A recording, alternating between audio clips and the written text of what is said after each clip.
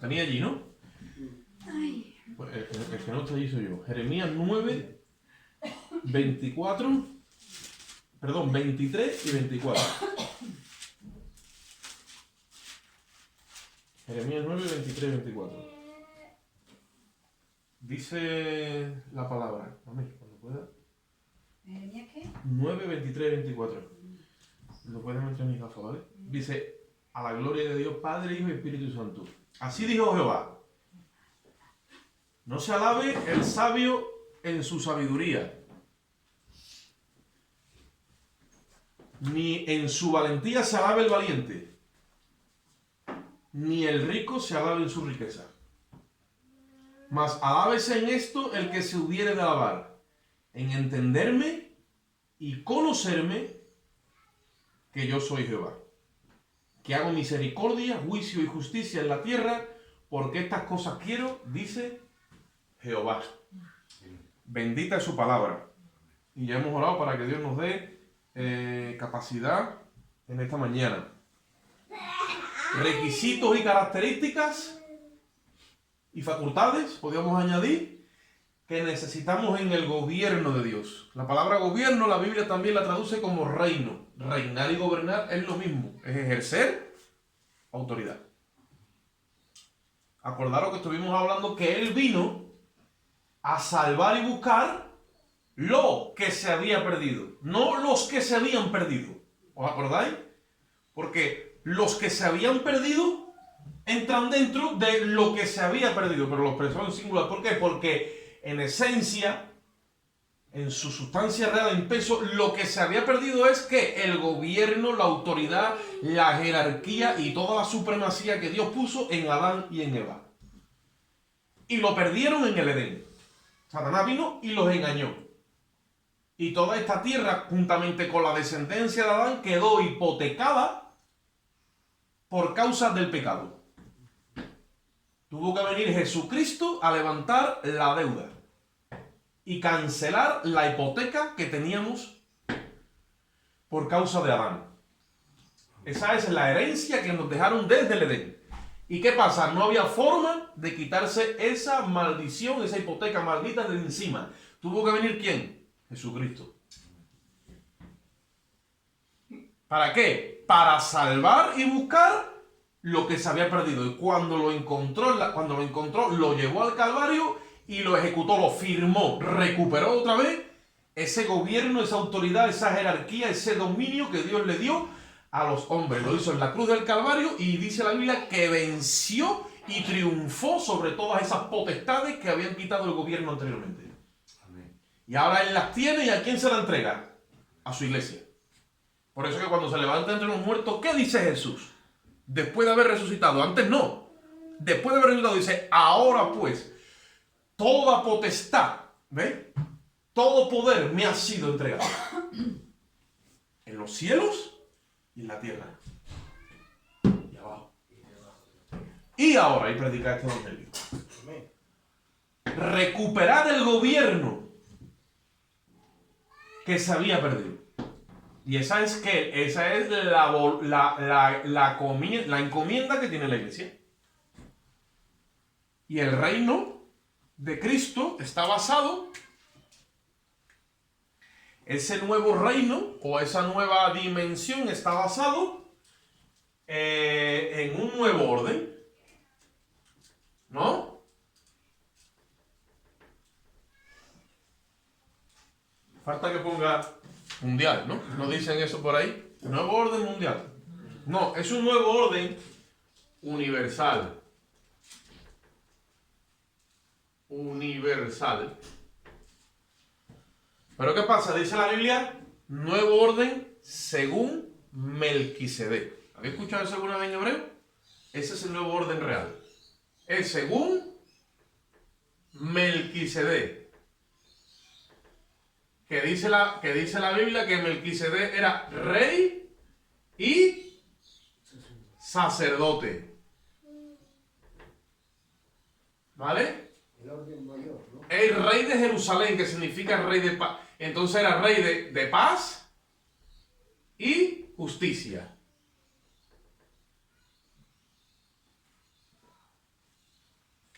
Ese es el nuevo orden. ¿Por qué los satanistas de este tiempo quieren establecer lo que ellos le llaman el nuevo orden mundial? O como está escrito en el Dora en el latín, Novo Orden Seclorum. Porque la Iglesia no ejerció este dominio de este nuevo orden universal. Y ellos quieren aprovechar esa ignorancia y ese velo oscuro que le ha caído a la Iglesia para establecer su nuevo orden. Porque Satanás siempre va a imitar lo de Dios, ¿vale? Pero en ese orden de reino, de jerarquía, de gobierno que Cristo nos entregó, ahí hay unas capacidades, ahí hay unas facultades, y hay unas cosas que nosotros tenemos que aprender a recibirlas, a entrenarnos con ellas y a tener esa facultad de llevarlas a la ejecución por el Espíritu. Entonces, en esa obra, Dios ha contado contigo. Lo que pasa es que tú muchas veces te miras a ti mismo con tus propios ojos y tú dices, ¿conmigo? ¿Seguro que conmigo? Y te dice una voz, yo creo que se ha equivocado Dios. Te dice el diablo, yo creo que se ha equivocado el Señor. Tú aquí no cuadras mucho. Yo creo que tienes que estar más preparado y más preparada para esto. Porque el enemigo siempre va a intentar tirar por tierra lo de Dios. Entonces, en ese nuevo orden, ¿vale? Dios ha puesto a nuestro alcance y a nuestro favor unas capacidades y unas virtudes para reinar, para gobernar, para ejercer, ¿vale? En el ejercicio de la administración del nuevo pacto. Porque somos administradores de algo nuevo. Es ese pacto que Dios ha hecho con toda la humanidad en el Calvario. Y nosotros nunca llegamos a tener la capacidad de ejercer eso. Nos identificamos mejor con un orden mezclado, religioso, donde, bueno, yo voy al culto, leo mi Biblia, hago un tiempo de oración. Pero ¿qué pasa? Eso como que no cuaja en nosotros y nos sentimos que no acabamos de cogerle a esto nosotros la sustancia real. Porque no hay un crecimiento genuino en el orden donde Dios lo ha establecido. En el espíritu no hay tope.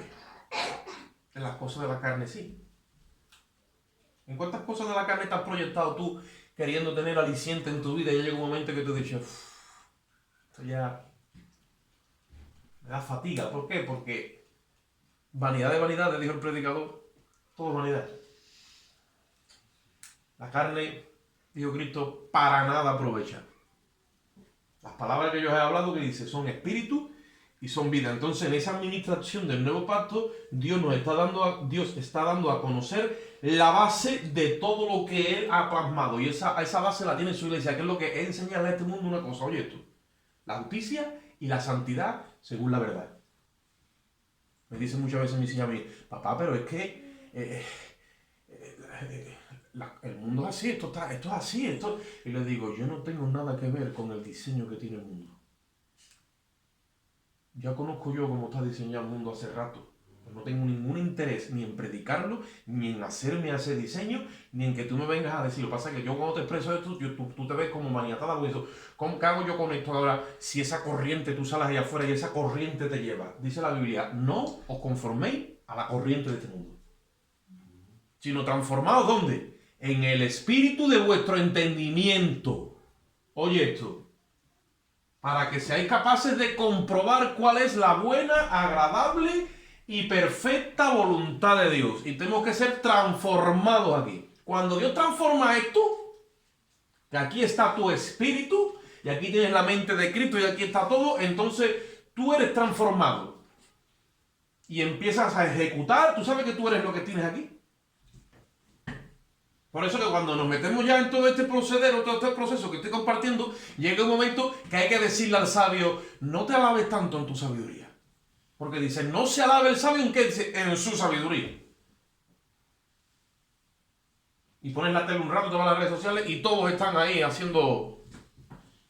Hoy día la sabiduría cada vez se parece menos a la sabiduría, porque si estuviéramos en la antigua Grecia, por lo menos tú escuchabas a un sabio o a un filósofo y escuchaba por lo menos algo que tuviera algo de cordura. Pero hoy tú te pones hoy a quién escuchas tú, a un youtuber, a un influencer, que lo que hace es influenciarte hacia el pecado y hacia la perdición. Hoy día las cosas que se hablan, como decía mi madre, no tienen ni siquiera dos dedos de frente. Y esa es la sabiduría del mundo de hoy. O las riquezas. Que cuánto gana. Que esto, que está todo... Ni el valiente tampoco se puede alabar en su valentía. Entonces, ¿en qué nos vamos? Dice, en esto yo quiero que ustedes, si tenéis, en conocerme a mí.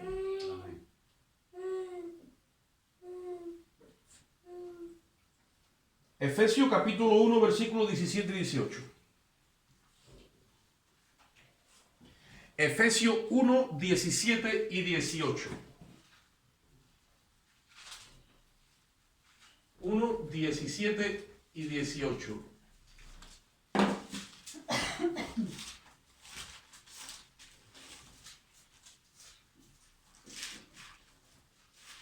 Mira, el conocimiento que tú tienes de Dios, poco o mucho, el que tiene. Dios te da el conocimiento y juntamente con el conocimiento te da la facultad espiritual para estar a la altura de ese conocimiento en obediencia al Espíritu. No te puede Dios exigir más obediencia del conocimiento que has recibido.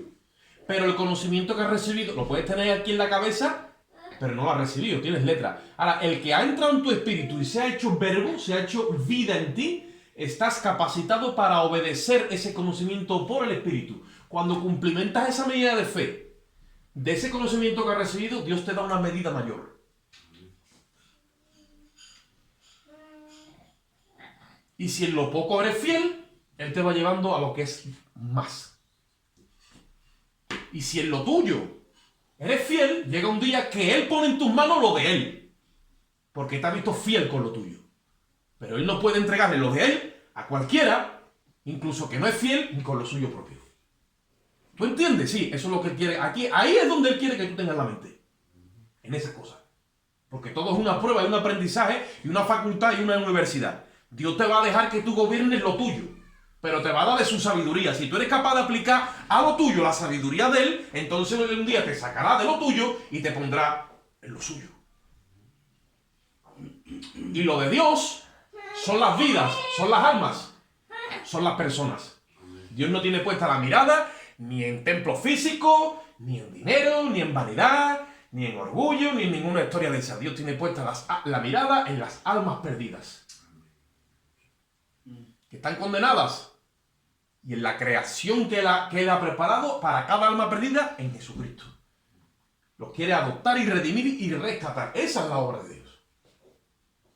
Dice la Biblia que la voluntad de Dios es que no se pierda nadie. Que Él quiere que todos los hombres sean salvos y vengan ¿a qué? Al conocimiento de la verdad. Si yo estoy en mi vida averiguando cuál es la voluntad de Dios y leo en la Biblia que Él quiere que todos los hombres sean salvos y vengan al conocimiento de la verdad, como yo he sido salvo, yo ahora me tengo que alinear con Dios en ese deseo que Él tiene. ¿Para qué? Para colaborar con Él, para que dentro de mi entorno todos los que no son salvos y ni tienen conocimiento de la verdad vengan a ser salvos y tener conocimiento de la verdad. Yo me convierto en un colaborador de Dios. Pero en mi vida, en mis cosas, deja lo tuyo y preocúpate por lo suyo. Porque vuestra vida, dice Pablo en Colosenses, está escondida. Dice, no, mi vida está aquí, yo tengo una vida que vivir, yo tengo unas cosas que hacer. Mentira. Todo eso ha quedado contaminado por el pecado. Tu vida está escondida con Cristo en Dios.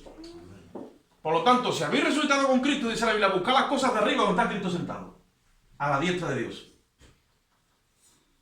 Porque no sois vuestros. ¿Entendéis? Y hacer morir todo lo terrenal en vosotros. Porque tenemos una vida que es la vida del Espíritu. Ahora mismo lo que dice Efesios capítulo 1, versículos 17 y 18. ¿Me estáis entendiendo? O más o menos, o por ahí vamos. Ahora ya he visto doble.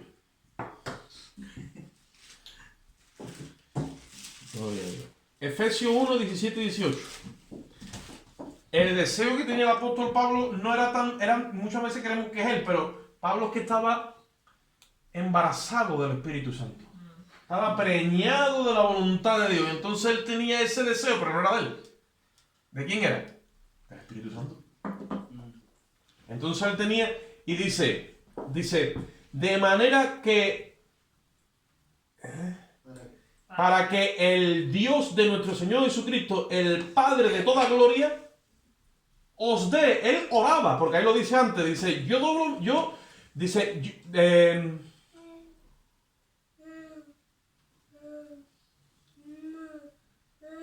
no dejo de dar gracia y hacía memoria en sus oraciones. ¿Para qué dice? Para que el Padre de nuestro Señor Jesucristo el Padre de gloria dice, os dé espíritu de sabiduría y de revelación en el conocimiento de Él. Oye eso, espíritu de sabiduría y de revelación en el conocimiento de Él. El que se tenga que alabar, que se alabe en esto, en conocerme y entenderme que yo soy Jehová, dice. La iglesia sabe mucho, pero no conoce ni entiende a Dios. Entonces, ¿de qué te vale saber tanto? No conoces ni entiendes a Dios. Ahí es donde hay que profundizar. Para conocer. Entonces, ¿cómo lo hago? Pídele a Dios que te dé espíritu de sabiduría, número 1, y dos espíritus te va a dar. No, es que está todo contenido en Cristo. Y espíritu de revelación. ¿Sabéis lo que es revelación? Me corre la cortina. Por eso Apocalipsis se llama revelación. Apocalipsis no es un nombre malo, que muchos dicen, Apocalipsis, porque el mundo al no tener conocimiento del griego, bueno, no es que tenemos que conocer el griego, tampoco conozco el griego, pero Apocalipsis no suena, tú sabes. Tú mencionas Apocalipsis, dice la gente, el Apocalipsis, ya todo el mundo está asustado, más mosqueado con pavo en Navidad. Porque viene la destrucción, ese es lo que se la da, porque claro, en ese libro habla de todas esas cosas, pero Apocalipsis viene del griego apocalipto, que significa revelación o descorrer la cortina. El apóstol Juan vio a Jesucristo haciendo justicia, sin relación con el pecado. Ese es el libro de Apocalipsis. Y nosotros tenemos que tener revelación que en el conocimiento de Él. Porque estas cosas quiero, dijo el profeta, que yo hago justicia y juicio y misericordia en la tierra, digo. Así hemos comenzado a leer. Tenemos que conocer ese carácter de parte de Dios. ¿Por qué? Porque somos embajadores de Cristo. Somos ministros competentes de ese nuevo pacto. Y estamos ejerciendo autoridad y jerarquía y gobierno sobre la sociedad, independientemente de lo que hace el enemigo con sus políticos, con sus gobernadores y con su gente que él tiene ahí. Porque no es que yo tenga que subir a la presidencia, ni tú, ni tenemos que estar en las alcaldías, no se trata de eso. Muchas iglesias hay muchos de esos han metido ese pensamiento. Nosotros no tenemos que hacer nada de eso. Nosotros tenemos que, en ese sentido, ¿no? Tenemos que ordenarle a esas potestades, esas autoridades que están arriba, lo que hay y traerle la revelación a ellos. Que llegue un momento que son ellos los que vienen a buscarte a ti. No necesitamos ni despachos, ni tenemos que tener ese, ¿entendéis? Ya somos hijos del gran rey. Y vivimos bajo el señorío de Cristo. Pero todo es un ámbito en el espíritu. Cuando nosotros no entendemos esto, le estaba diciendo yo diciendo ayer al hermano, cuando no tenemos claro la visión, porque los ojos de nuestro entendimiento no han sido lo suficientemente esclarecidos, porque dice que él le pedía a Dios que alumbrara los ojos del entendimiento. Versículo 18. Alumbrando los ojos de vuestro entendimiento para que sepáis cuál es la esperanza a la que Él os ha llamado y las riquezas de la gloria de su herencia en los santos. Cuando tú lees tanto término ahí y pasas de corrido, la mente no es capaz de procesar esos términos y uno se queda así. Porque es una terminología profunda. Y entonces el simple se queda ahí en esa estatura y le queda todo grande. Me dijo un hermano, a mí me dice un hermano, ¿tú no has considerado en bajar un poco el nivel para que...? Y digo, no. Porque entonces como baja el nivel, ahí nos quedamos. Y nos chapan y al final tenemos que abrir un jardín de infancia otra vez. No, ya los jardines de infancia hay muchos abiertos por ahí. Vamos a la Universidad de Cristo. Amén. Que Dios nos dé capacidad para que la mente se vaya extendiendo. Esto es un órgano y al mismo tiempo es un músculo. Y cuando tú lo ejerces, eso coge volumen. En el espíritu, claro está. No hay uno por ahí ahora. Coge volumen. ¿Por qué? Porque estamos ejercitándonos en la mente de Cristo. La mente de Cristo no tiene fin. ¿Cómo puede ser eso? La plenitud. término pleura, que es plenitud, pleura del griego es sin fin. Ahí está todo contenido. El enemigo, queriendo imitar la mente de Cristo y la cabeza de esta tierra, él se ha inventado el aparatito de Google y del satélite, haciéndole a la gente creer que eso es el árbol del conocimiento del bien y del mal, y todos van allí a comer,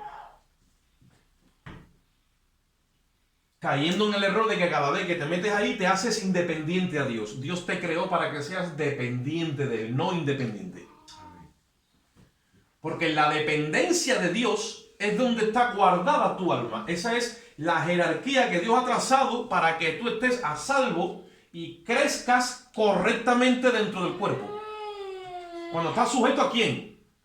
A la cabeza. Toda esa sabiduría, hermano. Mira, ¿qué es sabiduría? Conocimiento que empiezas tú a recibir cuando empiezas a respetar a Dios en tu vida pública y en tu vida íntima. Y en tu vida súper íntima, donde hasta los pensamientos de tu mente y de tu corazón también le das a él parte para que esté ahí el presente.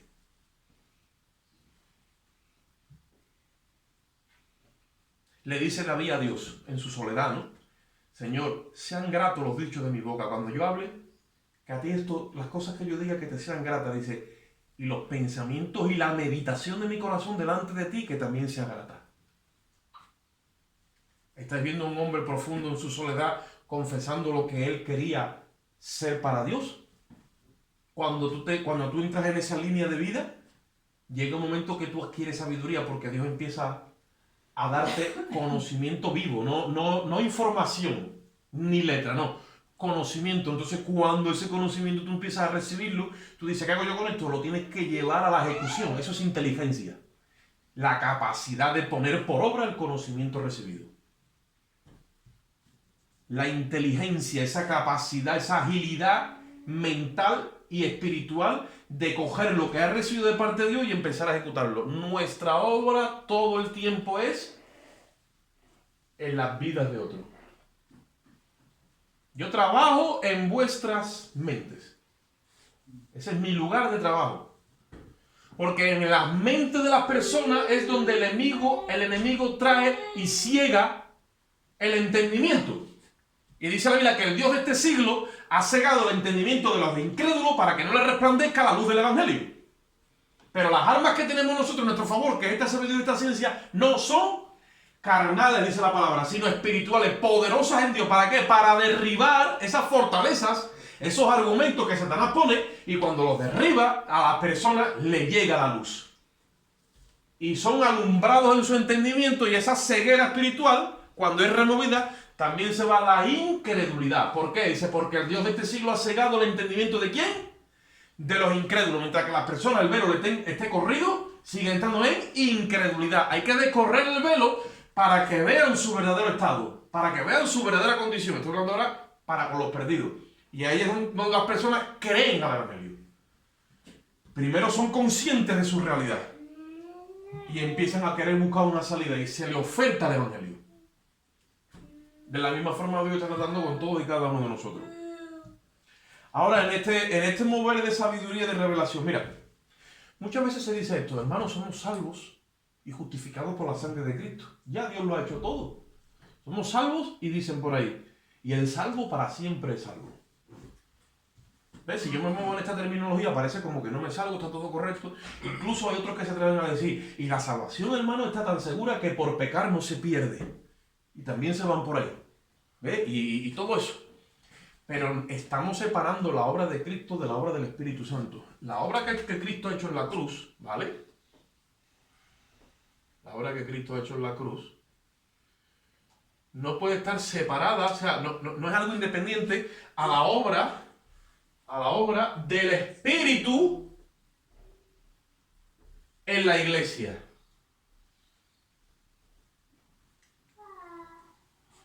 Es la misma obra. Cristo, lo que pasa es que se ha procesado, ha ido más allá, y Cristo Jesús, ¿vale? Que se metió en Jesús de Nazaret, adquirió ese velo, necesitaba un velo más grande, necesitaba un tabernáculo más grande, necesitaba expandirse, extenderse, impartirse a toda la plenitud de la tierra. Por eso él estaba limitado en ese cuerpo de carne, iba, venía, predicaba y todo lo hacía humanamente. Porque en ese momento era su tiempo terrenal. Entonces, cuando le dice a los discípulos que se irá y les enviará el Espíritu Santo, ellos se ponen tristes. Y él dice, no os entristezcáis, porque yo voy a enviar al Consolador. Y le dice a los discípulos, el mundo no le ve ni le conoce. Dice, pero ustedes le veréis y le conocéis. Dice, ¿por qué? Dice, porque está entre vosotros y está con vosotros, le dijo. ¿Y de quién estaba hablando? Estaba hablando de él, porque dice, el Espíritu ustedes lo van a conocer. ¿Por qué? Dice, porque el Espíritu ahora está entre vosotros y está con vosotros. ¿De quién estaba hablando? Él mismo, procesado. Y ahora vuelve como hecho espíritu, aceite, espíritu vivificante. Amén. Ahora su templo ya no es Jesús de Nazaret.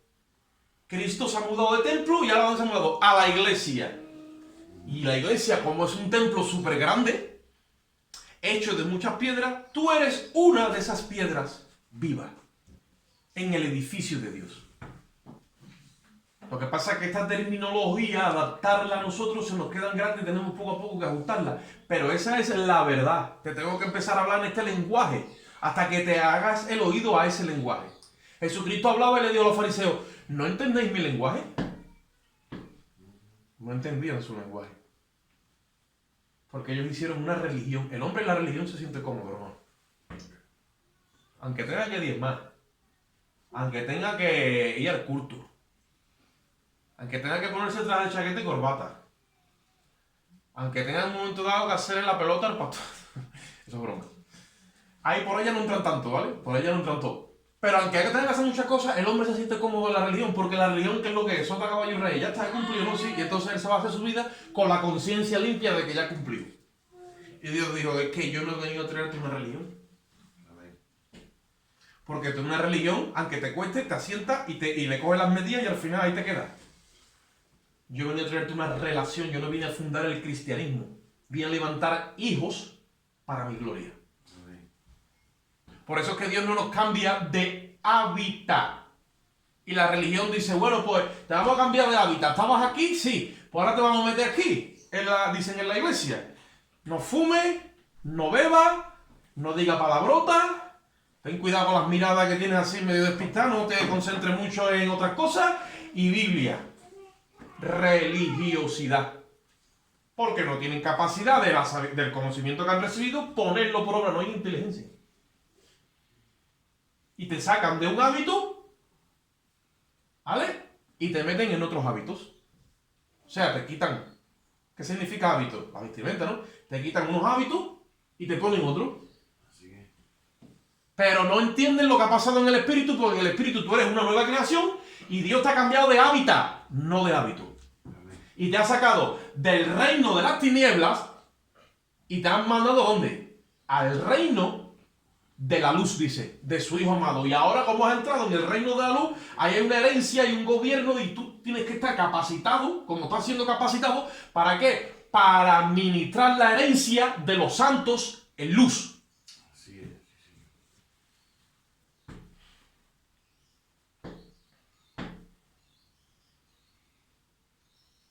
Yo espero que te estés enterando. Uno me dijo, no me he enterado de nada. Ni papa.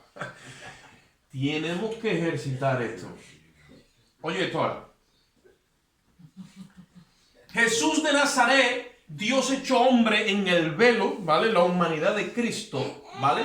Jesús de Nazaret, Dios se vació en Cristo, ¿vale? Es el misterio de la piedad porque Dios, ¿qué dice la Biblia? Se manifestó en carne.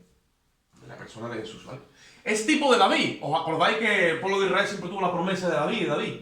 Y vendrá David, el Mesías, tipo de David, nos quitará a los enemigos de encima y reinará por siempre sobre nosotros. Y de hecho hay una profecía sobre Israel que el hijo de David gobernaría en la silla de David, o sea, en el trono, gobernaría para siempre.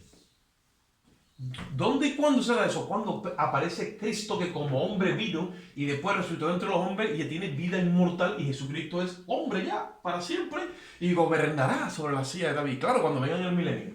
¿vale? Pero Cristo es tipo de ese David. Acordaros que David, ¿qué es lo que hizo? David conquistó prácticamente lo que quedaba de Israel, que era Jerusalén, ¿vale?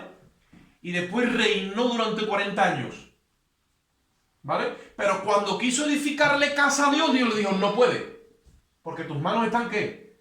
Manchadas de sangre. Será un hijo tuyo el que edificará la casa de Dios. ¿Quién fue? Salomón. Entonces vemos el procesamiento del Espíritu Santo en esta familia de reyes. ¿Y qué pasa? Cristo es tipo de David que entrega su vida en sacrificio y conquista la herencia. Lo que se había perdido lo conquista otra vez. Pero Dios le dice, tú no vas a edificar. ¿Quién va a ser tu hijo? Entonces deja a David los planos. Deja a David el oro. Deja a David el dinero. Deja a David todos los materiales. ¿Y quién viene ahora a componer esa casa? El Espíritu Santo. El Espíritu Santo es el que edifica la iglesia con los materiales que Cristo dejó en su sacrificio, su herencia, su riqueza, su gloria. Y esta obra es más gloriosa todavía que la primera. Eso está profetizado en los profetas. Que la obra postrera será mayor que la primera. Porque las manos que empezaron esta obra, que son las del Espíritu Santo, son las mismas manos que las van a acabar. Y muchos se han despistado creyendo que es una obra orgánica y es una institución. Es la obra que Dios va a hacer en ti. Es la obra gloriosa del Espíritu Santo, que usa los materiales que ha dejado Cristo en el Calvario.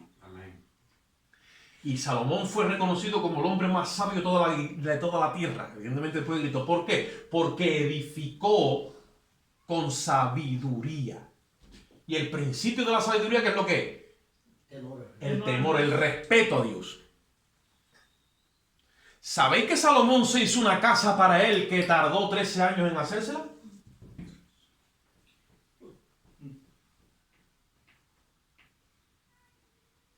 Buena casa, ¿no?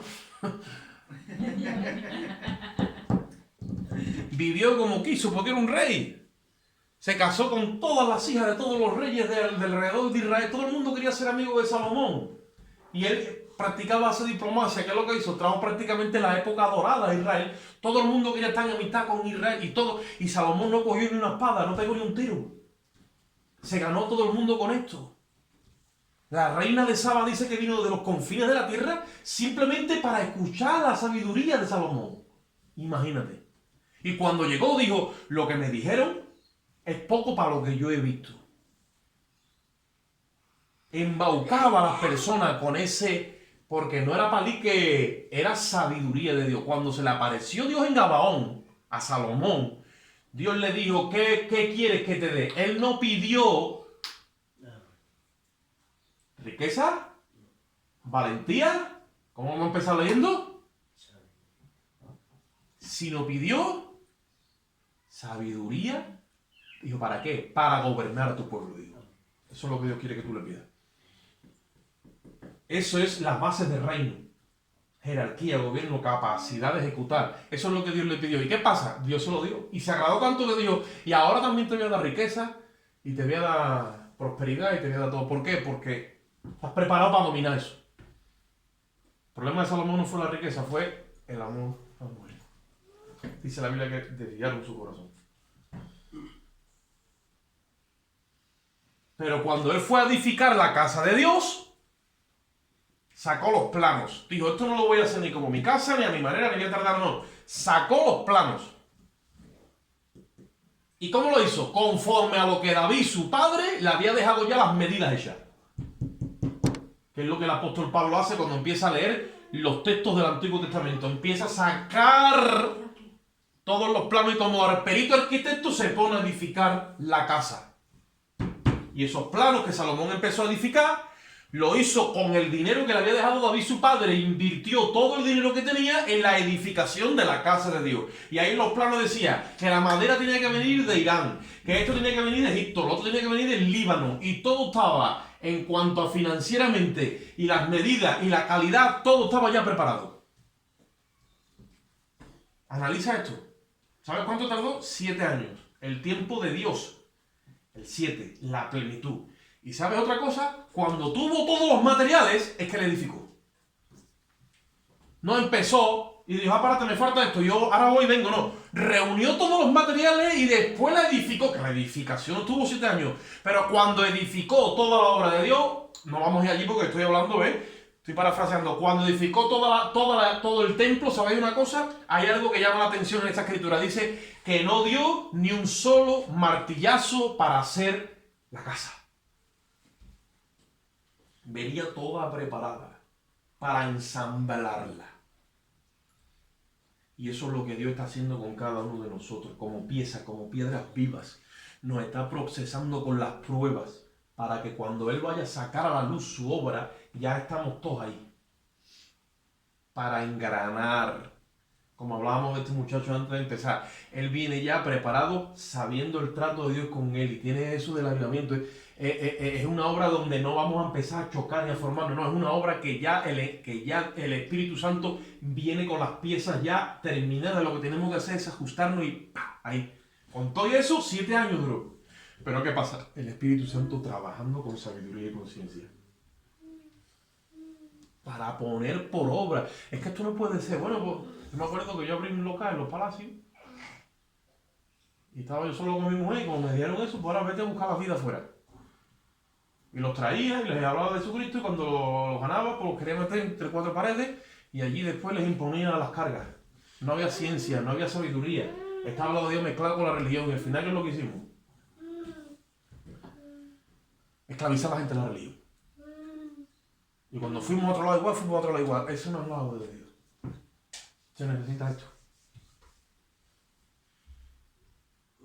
Colosenses, vamos un momentito a Colosenses, ya vamos a dejar ahí. Colosenses capítulo 1, versículos 9 y 10.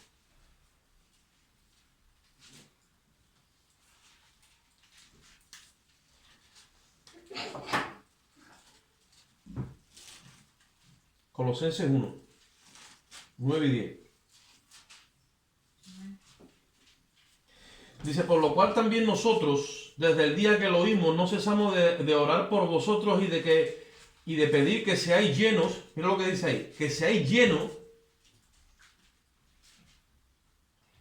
del conocimiento de su voluntad en toda sabiduría y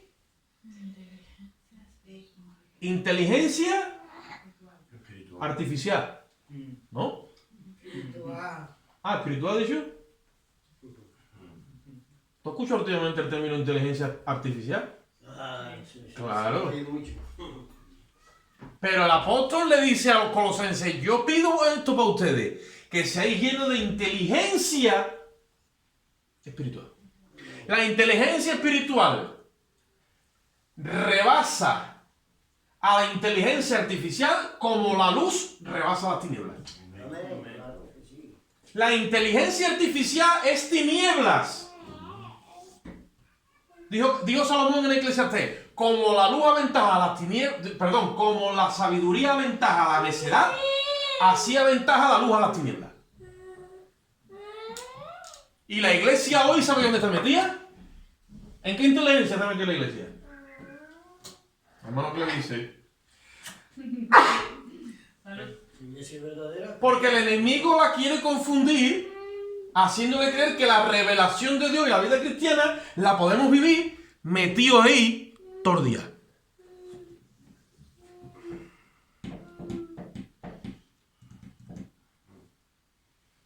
Algunas veces he puesto antes yo estaba en grupos y demás, grupos de hermanos, vamos a orar por esto, por lo otro, y dice un hermano, Padre, pone escrito, por escrito, Padre, en el nombre de Jesús te pido esto, lo otro, y lo pone todo escrito y parece que esa es la oración que Dios está demandando.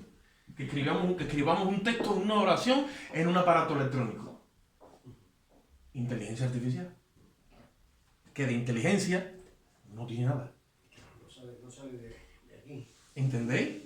Pero ustedes veis cómo el enemigo ha ido imitando lo de Dios. Dice, yo pido que ustedes sean llenos de sabiduría y de inteligencia espiritual. Vamos un momentito a Daniel y ya lo vamos a dejar ahí. Porque vamos a ver ahora estas cosas que estamos hablando, que a lo mejor se nos han quedado un poquito grandes, ahora ejecutando en un plano que entendemos más, como es la vida de Daniel. Daniel capítulo 2. Daniel 2. Daniel está en Babilonia, ¿vale? Es un muchacho que se lo han llevado cautivo por causa de que vino Nabucodonosor y se llevó cautivo a la gran mayoría de Israel. Solamente dejó en Israel a los desvalíos y a los que no quería nadie, y él se llevó a toda la crema, para que nos entendamos, a Babilonia. Y allí estaba Daniel.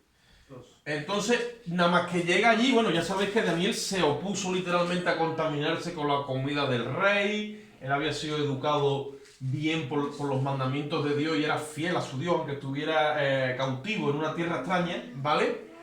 Y entonces en el capítulo 2 vemos que el rey Nabucodonosor tiene un sueño. Vamos a leerlo y ahora compartimos acerca de eso. Daniel 2, 1. Dice, en el segundo año del reinado de Nabucodonosor, tuvo Nabucodonosor sueños y se perturbó su espíritu y se le fue el sueño. E hizo llamar el rey a magos, astrólogos, encantadores y caldeos para que le explicaran sus sueños. Vinieron pues y se presentaron delante del rey.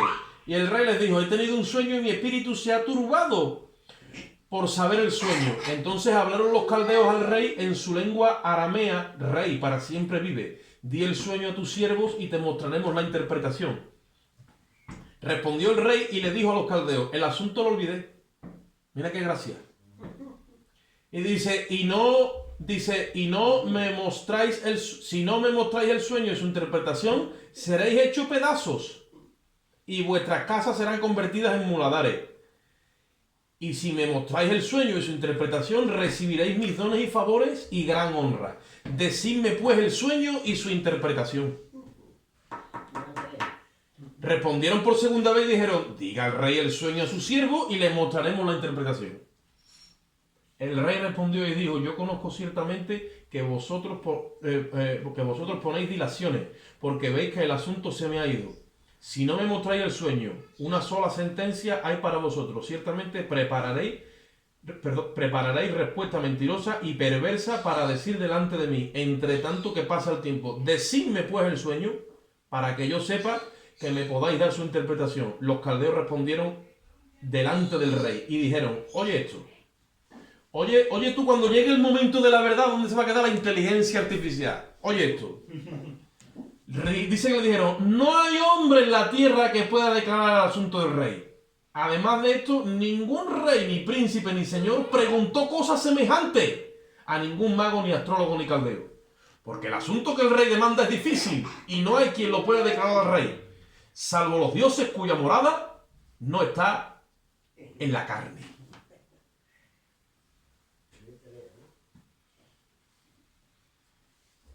Y va a llegar día, en los días que estamos viviendo, donde el asunto se va a poner de tal manera que la inteligencia artificial no tendrá explicación ni podrá decir nada, ni vamos a tener revelación, ni vamos a tener nada, cuando el asunto se ponga en ese orden. Porque si no tenemos intimidad con Dios y no hemos recibido un ministerio de parte de Dios que lo estamos ejercitando en una sabiduría dada por Dios y ejercitándola para tener inteligencia espiritual, como toda tu esperanza la pongas en la inteligencia artificial, en ver vídeos por YouTube, que si predicadores, que si estudios bíblicos, que si tú te crees que todo viene por ahí, como pongas tu esperanza en eso, va a llegar un momento que después vas a meter la mano en la tinaja y no va a haber ni aceite ni harina. Y después, ¿a dónde vas a coger? Le dijeron las 5 vírgenes imprudentes a las prudentes, danos de vuestro aceite. Le dijeron, no podemos, tenéis que ir ahora a los que compran. Y se dieron cuenta que necesitaban tiempo que ya no está viendo. Porque esto es un desarrollo de una intimidad con Dios. Y muchos creen que van a conquistar el mundo a través de un aparatito, que todo eso está en un pájaro de hierro ahí arriba, en unas cosas que han diseñado, que es todo el conocimiento humano ahí almacenado, pero ya está. Y aparece un hombre lleno de sabiduría y de inteligencia espiritual. ¿Cuál es su nombre? Daniel.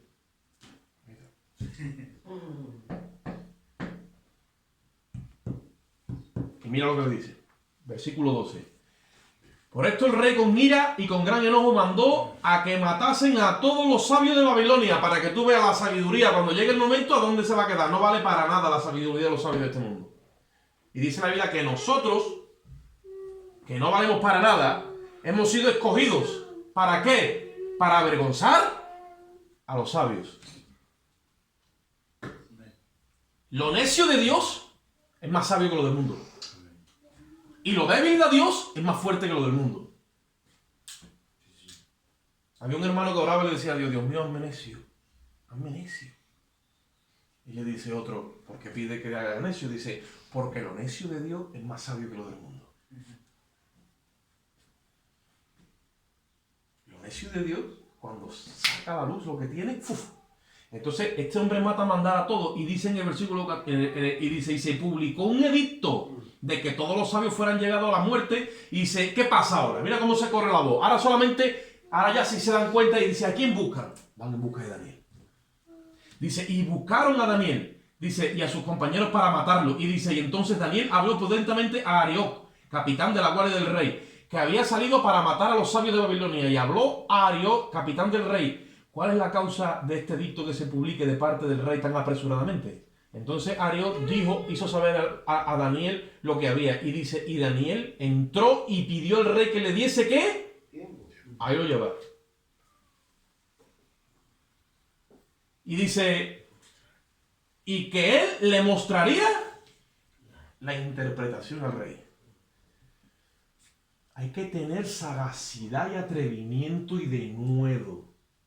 Que todo lo que tú vayas a hacer para Dios y cuando pongas el pie, como le pasó a Elías cuando se abrió, y después pasó Eliseo y se abrieron las aguas del Jordán, y Moisés que levantó aquella vara, se fue a orar a Dios y dijo, no, mi nombre. ¿Qué hace? Tira las aguas y se abran. Todo lo que tú hagas en fe para Dios que está insinuado por el Espíritu, en ese mismo momento activas lo de Dios en ti. Y Daniel fue y le dijo al rey, párese usted. Yo voy a traer esto en la revelación. Imagínate, en medio de un edicto que iban a matarlos a todos, a ellos y a los de los caldeos. ¿Qué hizo Daniel? Se buscó a gente que está metida en el móvil. Dice, se buscó a Sadrach, Mesac y Abednego y se pusieron a buscar la presencia de Dios.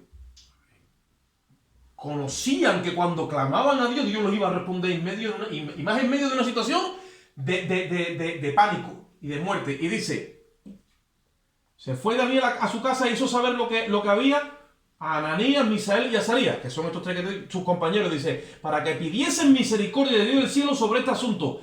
Dice, a fin de que Daniel y sus compañeros no perecieran con los otros sabios de Babilonia. Dice, entonces, óyelo ahí lo que dice, el secreto fue revelado a Daniel.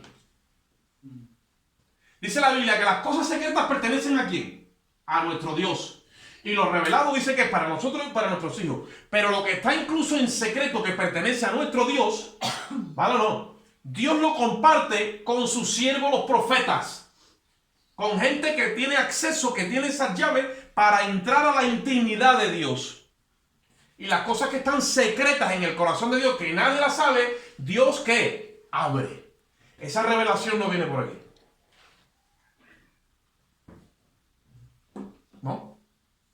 Como un hermano decía, eso lo tiene que encontrar en del griego rodilletti. ¿Era eso? Como no haya intimidad con Dios, hermano, genuina, este hombre se fue a buscar. Y ahora oye esto, mira. Un momento, ¿tú crees que tú? Pero vamos a meternos un poquito en la cena, ya vamos a acabar. Es lógico que una persona te pida a ti que le dé la revelación de su sueño y dice, pero bueno, la interpretación, vale, dime el sueño. Y dice, es que también se me ha olvidado.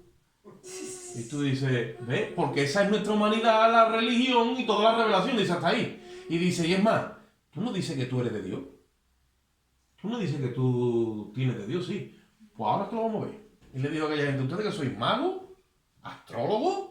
¿Sabios? Sí, lo somos. Pues ahora es que lo voy a ver. ¿Qué he soñado? No, hombre, no me pida eso, es que eso es lo que tú estás pidiendo solamente lo pueden saber los que tienen el espíritu de los dioses que no moran ninguna carne, le dijeron. Cuando tú andas en la carne, revelación,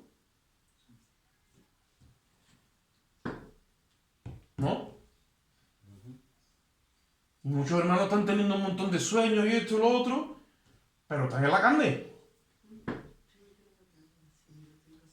Entonces hay que decirle, hermano, el sueño ese, como le dijeron a uno, no coma tanta pringada por las noches y comete un yogur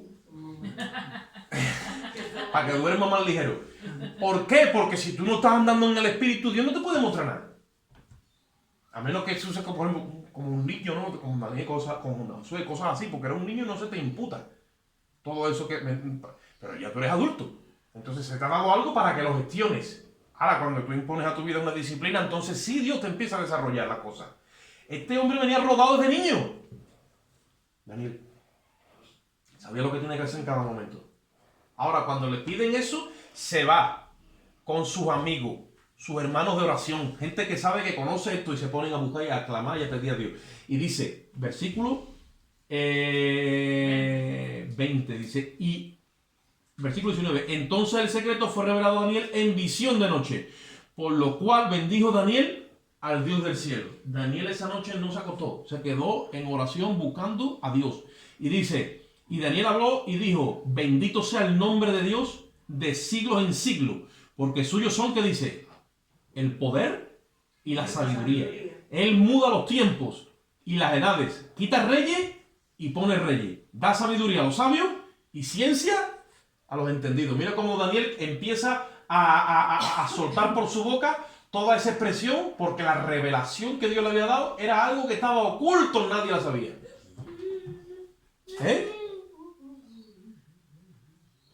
Él revela lo profundo y lo escondido, conoce lo que está en tinieblas y con él mora la luz. A ti, oh Dios de mi Padre, te doy gracia y te alabo, porque me ha dado sabiduría y fuerza y ahora me ha revelado lo que te pedimos, pues nos ha dado a conocer el asunto del rey.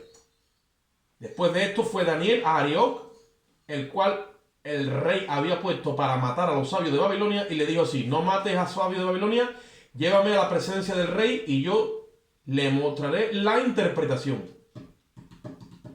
Y va y se pone delante del rey. En el versículo 27 le dice, Daniel respondió delante del rey, diciendo, el misterio que el rey demanda, ni sabios, oye eso, ni astrólogos, ni magos, ni adivinos, ni pastores, ni líderes, ni nadie que ande en la carne, lo puede revelar al rey. Pero hay un Dios en los cielos, dijo, el cual revela los misterios.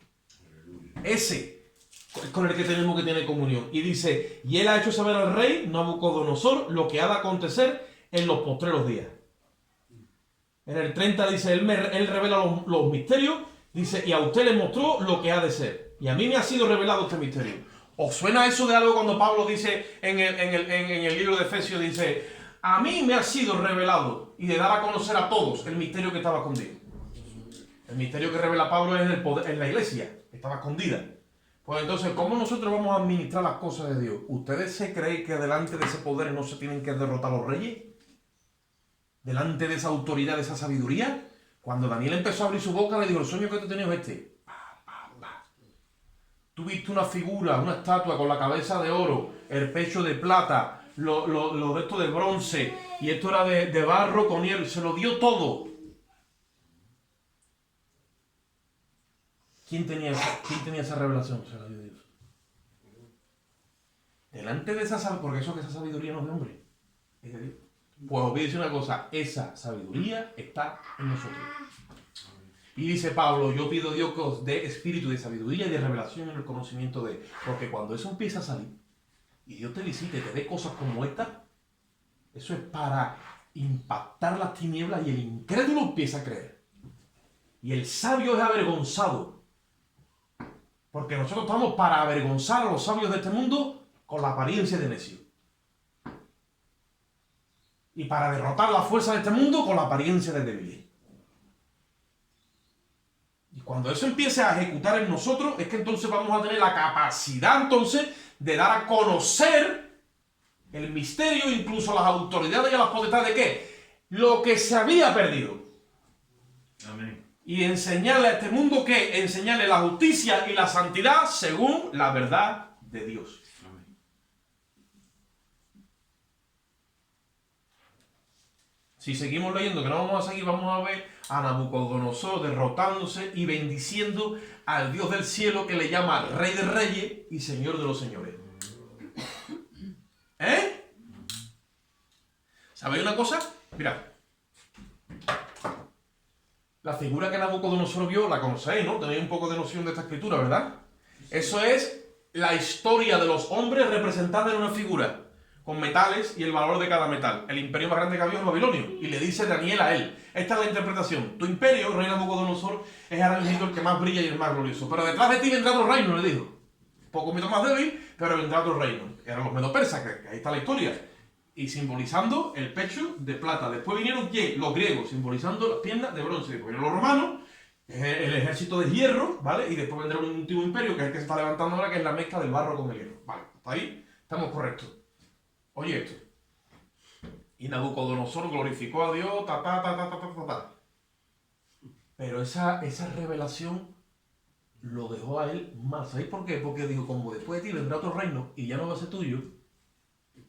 Ustedes veáis cómo los poderosos de esta tierra, cómo los diablos, cómo la gente que quiere ostentación de poder se ensoberbece muchas veces y imitan la humillación. Después de pasar todo esto en el capítulo 3, porque es una secuencia de todo, te das cuenta que Nabucodonosor manda a levantar una estatua. Porque él tuvo el sueño, pero no se acordaba y Daniel le dijo, fue una estatua. Y la estatua que manda a levantar es entera de oro. ¿Sabéis qué es lo que está diciendo? Mi reino no se puede acabar.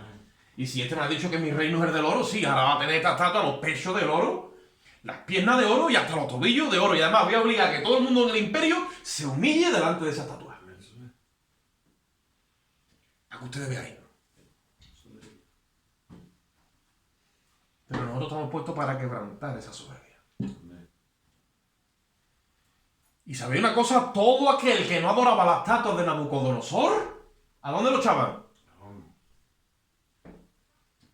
Esa soberbia no se puede manifestar aquí en esta tierra todavía mientras que la iglesia esté, pero cuando la iglesia se vaya, porque al presente hay quien detiene esa soberbia y ese ministerio, ese es el ministerio de la iniquidad en estado puro, el hombre de pecado y el hijo de perdición. Y va a establecer una estatua, dice la Biblia, y va a traer una imagen, y el que no adora la imagen, ustedes saben que dice eso, ni tenga su marca aquí, los va a mandar a todos. Porque lo que pasó en Babilonia es tipo y figura de lo que va a pasar aquí ahora. ¿Entendéis? Sí. Pero en el capítulo 3 del libro de Daniel, cuando tú buscas en medio de toda esta historia que ya ese hombre saca la estatua de oro y todo el mundo tiene que adorarle, qué casualidad que Daniel no está por ninguna parte.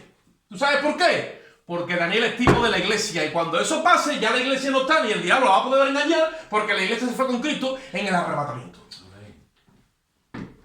Y los que tienen que resistir ahora a ese hombre y su autoridad y toda su jerarquía y su gobierno son los judíos. Por eso es que Sadrach, Mesach y Abednego representan al pueblo judío, no recibiendo la estatua ni la imagen de la bestia, y tienen que ir a ser decapitados. Lo que pasa es que en ese momento Cristo está con ellos porque han recibido a Jesucristo en el tiempo de la tribulación como su Señor y su Rey y su Salvador. No busques a Daniel en medio de la estatua, porque Daniel tenía una sabiduría superior a todos los demás, y esa es la sabiduría que simboliza a la iglesia. Y si tú ejerces las cosas que Dios te ha dado y estás ahí a la medida con los deberes hechos conforme Dios te ha dado, tú te das la tarea de ejecutar, cuando vengan estas cosas, tú no estarás en esta tierra. Es más, habrás dejado un legado, como dijo uno, dejarás tu mejor contribución a la generación que viene. Y le vas a dejar este mensaje. Para que se goce esa generación y que lo alaben si pueden. Dios nos está entrenando. Ya no venimos a los cultos de entretenimiento, venimos a los cultos de entrenamiento. Ya no nos han sacado de hábitos, nos han sacado de hábitat y estamos gobernando juntamente con Cristo en el reino de la luz. Y vamos a llevar a ejecución lo que estamos recibiendo. En la facultad lo vamos a poner por obra, ¿dónde? En el terreno. Amén. En el nombre de Jesús. Amén. En el bendito nombre de Jesús. Amén. Y el enemigo no quiere que eso se manifieste porque él sabe que esto es verdad. Y quiere establecer el nuevo orden mundial.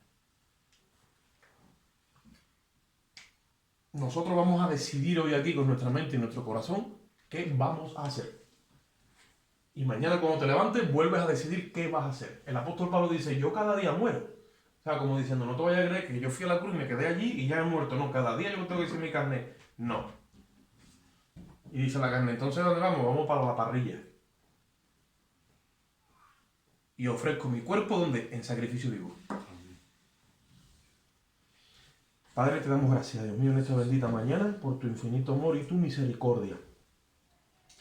Te pedimos, Dios mío, que esta palabra se incruste en nuestro espíritu, Señor, como el que mete una semilla en la tierra, y tú le des crecimiento, Señor. Y le des desarrollo al 30, al 60 y al 100 hasta donde tú quieras. Danos la capacidad de absorber, Dios mío, de asimilar.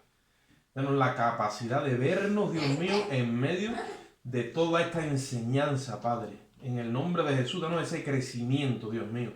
Que se deshaga, Dios mío, la naturaleza caída en nosotros y nos podamos desvestir del viejo hombre juntamente con sus hechos, dice la palabra. Y seamos revestidos del nuevo, el cual ha sido creado conforme a tu imagen y tu semejanza, Señor. Te doy gracias por cada hermano que llegó, por los que no han llegado por cualquier motivo, Dios mío, y te pedimos que tú bendigas nuestros corazones en Cristo, Padre. Gracias en el nombre de Jesús. Amén. Amén.